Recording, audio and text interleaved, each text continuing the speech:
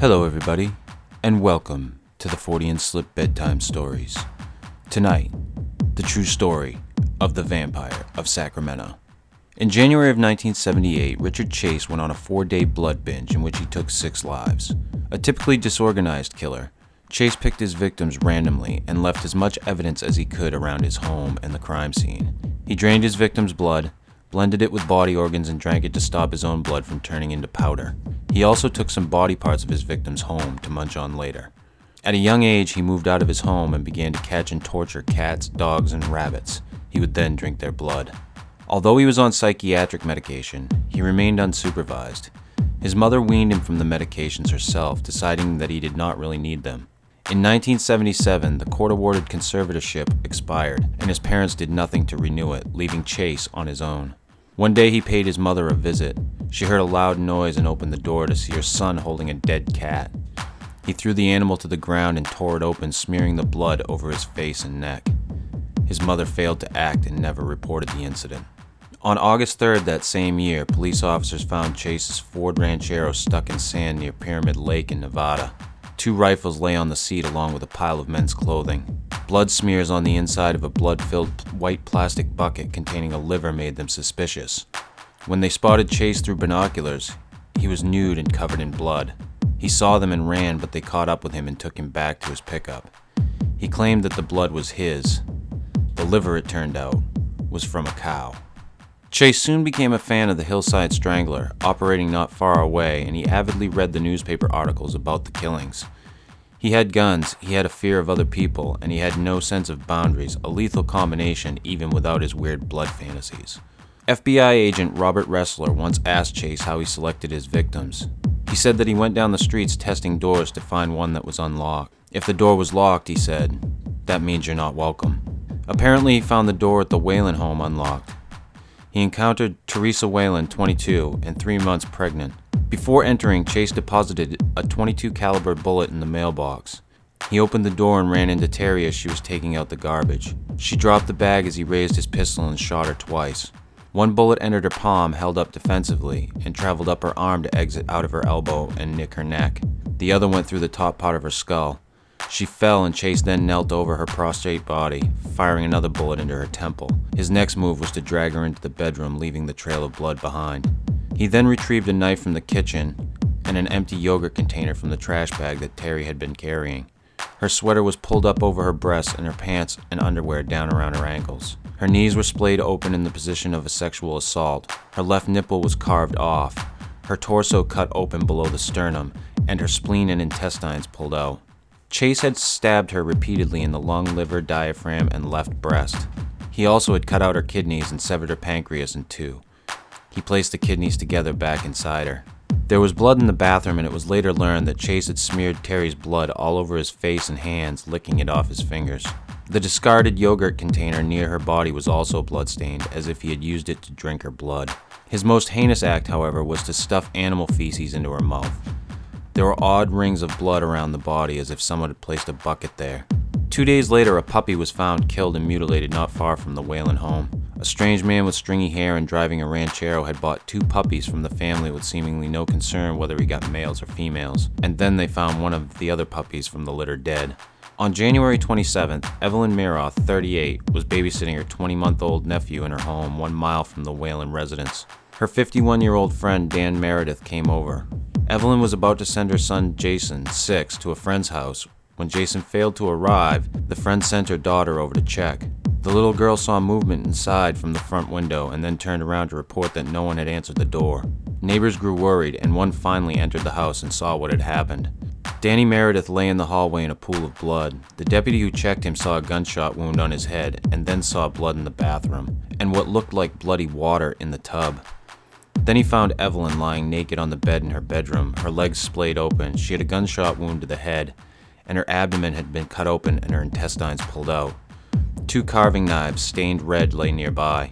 It appeared that she had been taking a bath when surprised by her killer, and then dragged to the bed. He sodomized her, stabbed her through the anus into her uterus at least 6 times, made several slices around her neck, and tried to cut out an eye.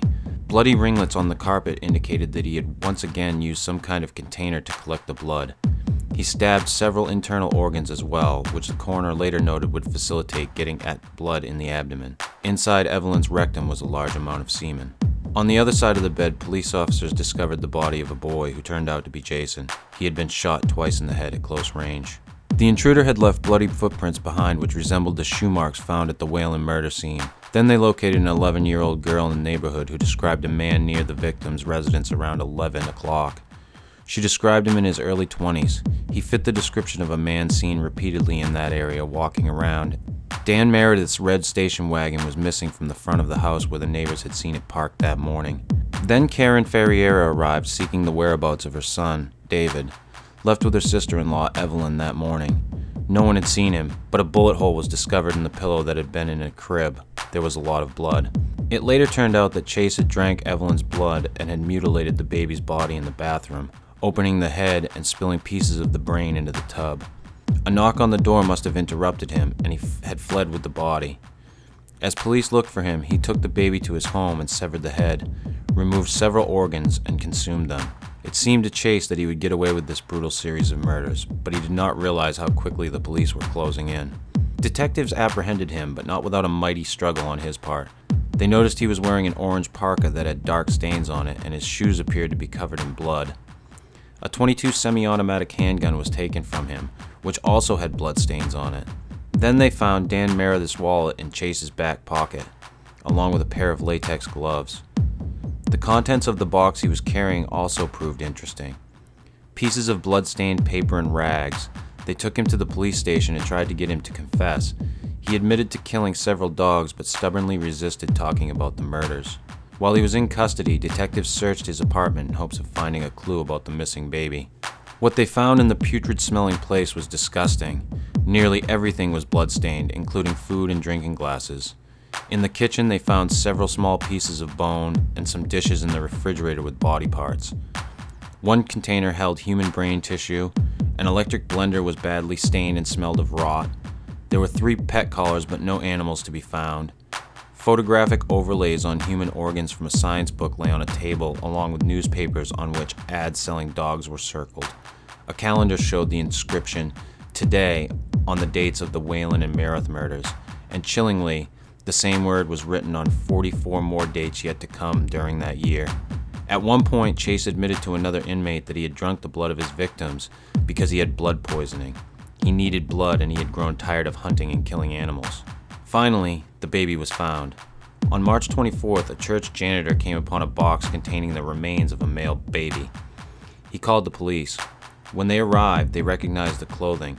It was the missing boy from the Meredith home.